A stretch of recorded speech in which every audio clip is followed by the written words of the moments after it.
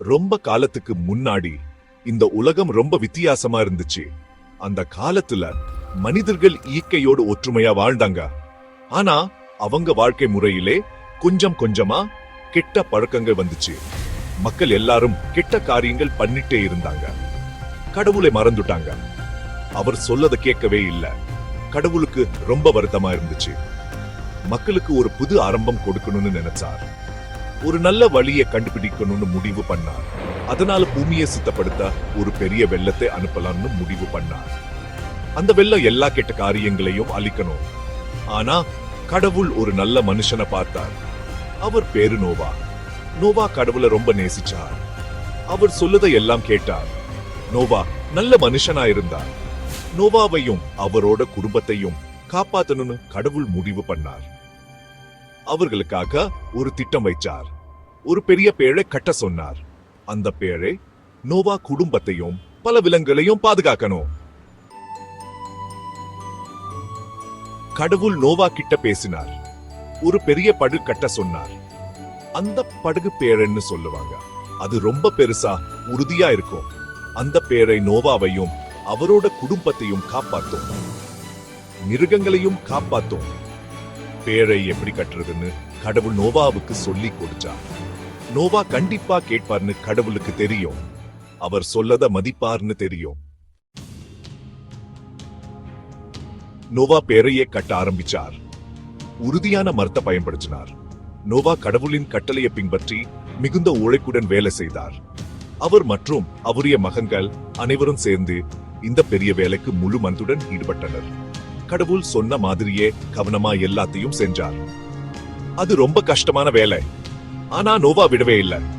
அவர் கடவுளின் வார்த்தையை நம்பி தன்னுடைய கடமையை செய்தார். கடவுள் கொடுத்த வாக்குறுதியை நிறைவேற்றுவார்னு நம்பினார். நோவா மற்றும் அவரது குடும்பம் கடவுளின் அருளை நம்பி தங்கள் முயற்சியை தொடர்ந்தார். நோவா எல்லா வகையான மிருகங்களையும் ரெண்டு ரெண்டா சேரிக்கணும். அவர் கடவுளின் கட்டளையை முழுமையாக பின்பற்றினார். ரெண்டு ரெண்டா மிருகங்கள் எல்லாம் பேழைக்குள்ள வந்தன. மிருகங்கள் அனைத்தும் அமைதியா நோவாவின் வழிகாட்டுதலின் கீழ் பேழைக்குள் நுழைந்தன. நோவா அவரோட குடும்பத்தையும் சூட்டிட்டு போனார். எல்லாரும் பேழைக்குள்ள போனாங்க.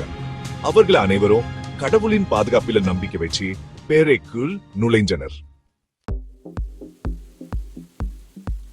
40 பகலும் 40 இரவும். அப்புறம் மழை பெய்ய ஆரம்பிச்சது. 40 பகலும் 40 இரவும் மழை பெஞ்சிச்சு. பூமி முழுக்க தண்ணி நிறைஞ்சு போச்சு. பேழை தண்ணி மேல மிந்துச்சு. உள்ள நோவாவும் அவரோட குடும்பமும் பாதுகாப்பா இருந்தாங்க. மிருகங்களும் பாதுகாப்பா இருந்தாங்க. நோவா கடவுளை நம்பினார். கடவுள் எல்லாரையும் காப்பாத்துவார்னு அவருக்கு தெரியும். ஒரு புதிய ஆரம்பத்துக்கான வாக்குறுதி. கடைசியா மழை நின்னு போச்சு. தண்ணி வத்த ஆரம்பிச்சது. மழை முடிஞ்சதுக்கு அப்புறம் வானம் தெளிஞ்சு சூரியன் உதிச்சு. இது ஒரு புதிய நாளின் தொடக்கம். பேழை ஒரு மலை மேல நின்னுச்சு. நோவா ஒரு புறாவை அனுப்பினார். அந்த புறா ஒரு நல்ல செய்தியை கொண்டு வரணும். அது ஒரு ஒலிவ இலையை கொண்டு வந்துச்சு.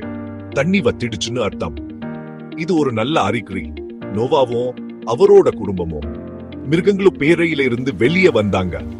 அவர்கள் எல்லாரும் புதிய வாழ்க்கையை தொடங்கினாங்க. கடவுள் நோவா கிட்ட இனிமே இப்படி ஒரு விபத்தை அனுப்ப மாட்டேன்னு சொன்னார். ஒரு வாக்குறுதி கொடுத்தார். இது ஒரு முக்கியமான வாக்குறுதி. அப்புறம் வானத்துல ஒரு அழகான வானவில்ல போட்டார். அந்த வானவில்லம் ஒரு புதிய ஆரம்பத்துக்கான அடையாளம்.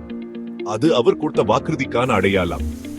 இந்த வானவில்லம் இனிமேல் நல்ல காலம் வரப்போகுது என்பதுக்கான நம்பிக்கையை கொடுக்குது.